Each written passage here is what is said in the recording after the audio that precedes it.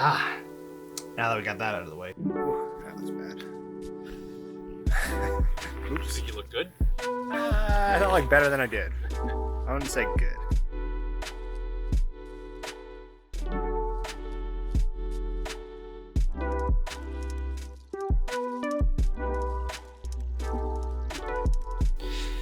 Hey everybody, thanks for joining me today. If you haven't already, grab a beverage and let's get into it. So today I want to talk to you about, let me back up for a second. The last couple of videos I made were pretty heavily scripted. I spent a lot of time working on them, and the several scripts that I've tried to work on since, I'm pretty hard on myself when it comes to having things be perfect before I put them out into the world. And I really want to start making more videos, so I'm going unscripted to see how it goes, to not only be more natural in front of the camera, but also try to get more videos out about something that I like talking about in general. So bear with me. If they're not good enough, let me know and I will work on making them better. But that being said, all of my excuses for this being not a great video out of the way, let's get going. So I wrote a few notes down, so I might look at those every once in a while. I recently wrote an article about stoves, backpacking stoves, everything you need to know based on fuel type, how they work, how easy they are, how long it takes to boil water as a benchmark, costs for a lot of them, use cases, because to me, food is really important. Food, you can probably tell that. I know that there's a lot of schools of thought that say you should not live to eat, but rather eat so that you can stay alive, and that's really something that I'm trying to work on, but I'm not really there yet, especially on the trail. I feel like food is something that not only helps you physically perform so you can hike all the miles that you want to, but also just mentally and emotionally have a better time and motivate you to keep going. I think they deserve Fritos. They do deserve Fritos. Would you like some Fritos, Michael? Sure. Well, Yeah, so the answer's always yes. I personally always, or usually, bring a stove and have hot meals in breakfast when I wake up in the morning and dinner. For lunch, or whatever meal you want to call in the day, I either don't bring anything or I'll just bring a small snack. I don't really like stopping in the middle of the day. If I am stopping, it's probably to do some picture, some photography, some videography, enjoy a natural landmark, or just hang out with whoever I'm with. I don't really like busting out cooking stoves and stuff in the middle of the day on the trail. So that's how I do it. And through my travels and trips, I've kind of used and tested every kind of stove there is to see what works and what doesn't for me. I've brought everything from steaks, eggs, and bacon to just top ramen and everything in between. Personally, I've settled on that for most people on most trips, the best and easiest thing to do, have the best tasting, quickest meal is dehydrated meals for 3 reasons. One, they're super lightweight and they're really easy to prepare. You just buy them and put them in your bag. Two, once you finish eating them, there's usually just a very small lightweight wrapper that you have to carry out with you, so there's not a whole lot of mess that you have to worry about. And three, there's not a whole lot of mess you have to worry about because you don't actually cook inside your pot or your that you bring with you. You heat water up inside the pot and then pour it into the dehydrated meal to then cook it. And that's just a way, if you're out there and you've done this or tried to do dishes in the woods without a kitchen, it's near impossible. So those are kind of the 3 reasons why I settled on dehydrated meals and why I kind of focus on boil time as my metric for evaluating stoves. So I'm not going to go over everything that I have in that article. If you want to read up more about it in depth, I'll have a link below in the description. But today I just kind of want to talk to you through my 2 favorite stoves and why I use them, plus a bonus stove at the end. So to get going, the first one is the Jetboil Flash, or any Jetboil. I find this one, I think they just came out with a newer one that's slightly smaller, but if I remember correctly, it's only like an ounce or 2 lighter, which I guess if you're watching your ounces could be good, but this one, I'm not going to upgrade. This one's, I've had this one for a while and it works great. The reason why I like this is it comes as a complete kit, so you can buy your Jetboil stove and all you have to do is pick up fuel at your local store, wherever it is. And it will not only heat up water extremely quickly, kind of the quickest out of any of the stoves that I've tested under various conditions, but also, so that's great if you have a larger group, because if you know, cooking one meal is one thing, but if you have to cook 5, 6, 7, 8, 9 meals, then being able to boil water quickly is a huge lifesaver. In addition, it comes with a little cup that protects the bottom, but also acts as a measuring cup, so you know how much water you're putting in.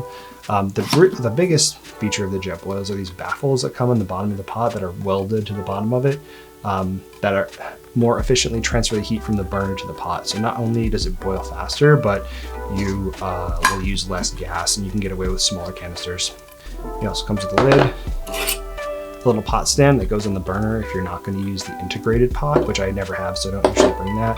The burner itself, and a little stand that you hook up to the gas canister, which I also don't bring. You can just put the gas canister on the ground. The burner is really nice. Comes with the adjustment knob here, as well as an integrated lighter. I usually bring a lighter with me anyway. It's a secondary lighting source, but it's really nice to just have that there to start it versus having to turn the gas on and light it with a lighter. Sometimes that can get a little crazy. Additionally, this pot that comes integrated will come and latch onto the burner. So I'm just holding onto the burner right now and it won't fall out. So this is nice when it's a little windy or otherwise uneven. It helps things kind of stay together and work better.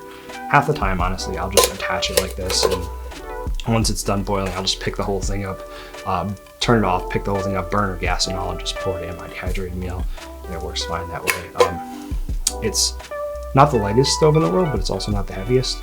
And the weight and the features that you get out of it, I think, are more than sufficient to make up for that, unless you're really going ultra light, or you need a special use case, which we'll get into at the end.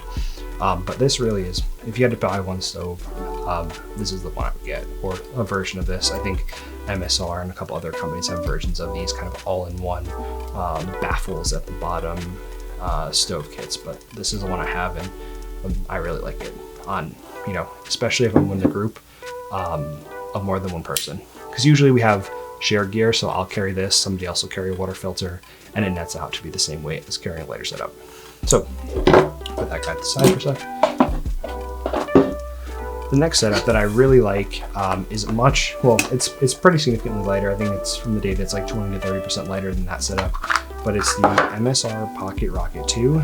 So this guy right here, these guys just fold out like this, and then this screws onto your gas canister and the Toaks 750 milliliter titanium pot with lid.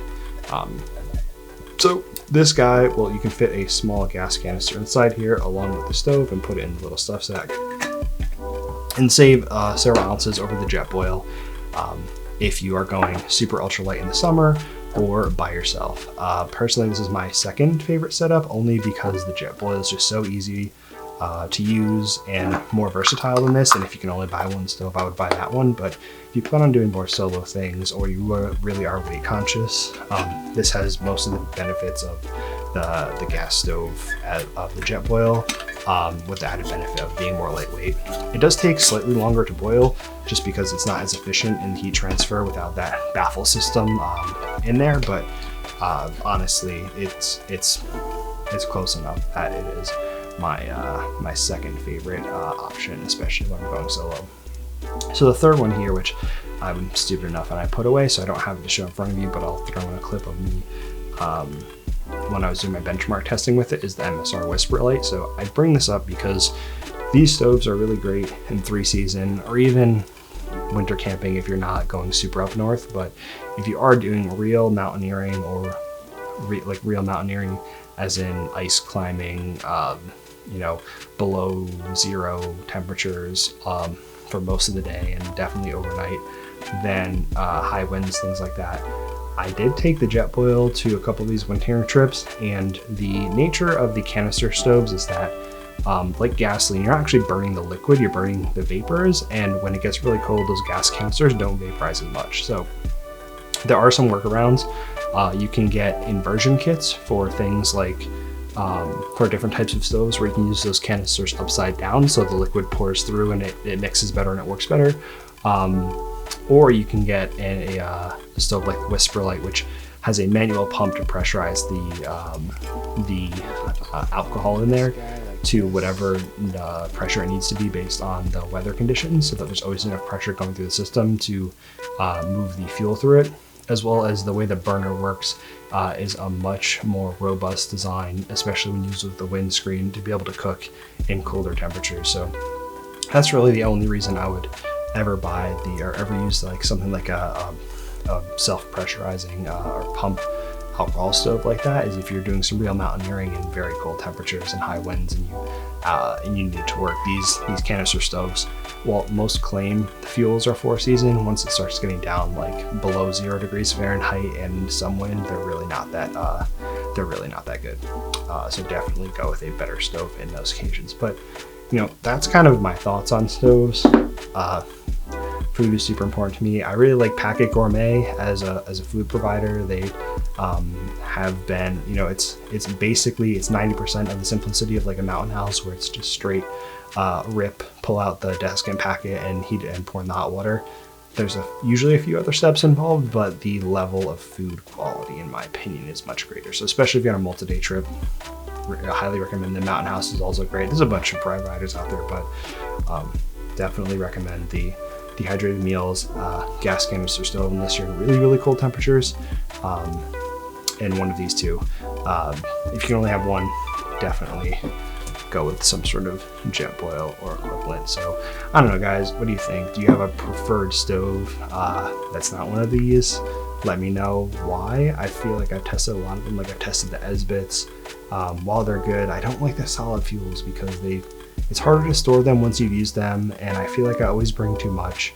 And you definitely need a windscreen if there's any sort of wind, and if there's enough water, you're gonna need a couple different, like 1 or 2 sequential like solid fuel cubes, which can be more of a pain in my rear that I want to deal with. So I don't know, you tell me if you think that there's something else out there that's better or worse, or heck, I know guys that don't even, hey, I don't want to cook food, I'm just going to bring a bunch of granola bars or a jar of peanut butter and not eat that much over the next couple days and call it. But that's not me. I like food, and this is how I like to cook with it. So like I said before, check out that article down below if you want to learn more. And if you haven't already and you like the video, please, I really appreciate it if you share it with your friends that might like it too, and subscribe to the channel for more awesome backpacking videos. So thanks a lot. We'll see you soon.